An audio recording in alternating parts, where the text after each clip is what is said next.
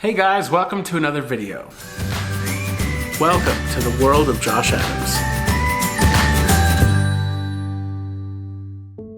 This year has been an exceptionally challenging year, and I think that's across the board for everybody, unless of course you're a billionaire. For me, I got out of treatment amid this whole pandemic and everything was shut down. You know, I'm struggling to find work along with millions of other people in this country, and with COVID and, you know, all of the fear and uncertainty around that, it has definitely been a very challenging time. And then I saw the video of what happened to George Floyd and it infuriated me. I didn't exactly know how to put my thoughts into words, so I haven't posted any videos or really talked a whole lot about it because I wanted to really articulate my thoughts in the best way that I possibly could. For me, I have just an incredible amount of sadness about the situation that's going on. And, you know, I don't want to make this video political, but my heart hurts for the state of humanity right now.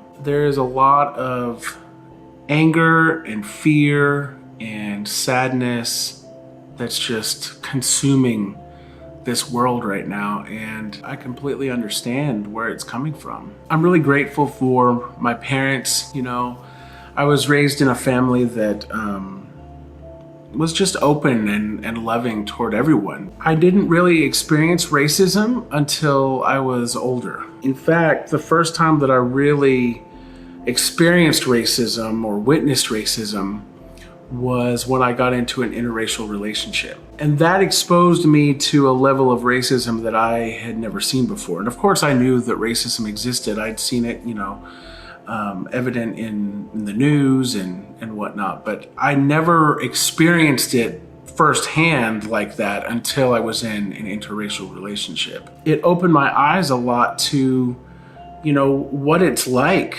for a black person in this country. I'll never forget, like there was an instance where I got pulled over one time and my ex and I had just left a restaurant. We were in downtown Dallas and this police officer said that I ran a red light. And I was like, no, I didn't. There's no way. No, I didn't run a red light. And I gave him, you know, my driver's license, and my driver's license was actually expired by like a month. I had, it was just after my birthday, and I had submitted a request for them to mail me the updated driver's license, but it hadn't arrived yet. So I was driving with a technically expired license, and the police officer let us go. Didn't give me a ticket. And my ex, who was with me at the time, he was like, you know, if I had been driving, that would have gone completely different. And I believe him. You know, it was just little things like that, but it opened my eyes to how racism is still so active in this country. And what's sad about it is I feel like it's just gotten worse, you know, it's just progressed and progressed. So I absolutely understand the Black Lives Matter movement and I support it. I want to be an ally in any way that I can because I'm for the fair treatment and equal opportunity for everybody, every person, regardless of race, sexual identity, sexual orientation, age, religious affiliation, political background. I think that every person should have the same opportunities and be treated the same. And it absolutely breaks my heart that for so long we have had a system that has been set up against an entire race of people. And this has been going on for too long. And I'm really happy to see that finally there seems to be some movement here when it comes to awareness of this issue. But my hope is that we as a nation can learn to love each other. There is so much hatred that is just, it's spread everywhere. It's everywhere. And I'm guilty too, you know, like I'm guilty of judging people based on their belief systems, you know, and I'm guilty of shutting people down or pushing people out of my life if they disagree with me. I've been reading this book and it's called Conversations with God, an Uncommon Dialogue. So let me read you a quote from this book. It says, all human actions are motivated at their deepest level by two emotions, fear or love. In truth, there are only two emotions, only two words in the language of the soul. Fear wraps our bodies in clothing. Love allows us to stand naked. Fear clings and clutches to all that we have. Love gives all that we have away. Fear holds close. Love holds dear. Fear grasps. Love lets go. Fear rankles. Love soothes. Fear attacks.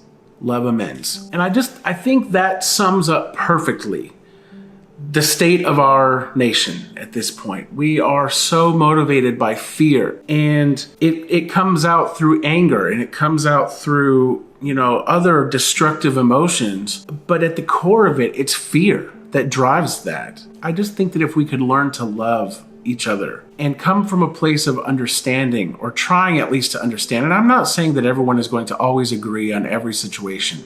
I understand that. But if we can at least approach each other with love and respect rather than just automatically shutting each other down, I just think that we would get so much further in life. And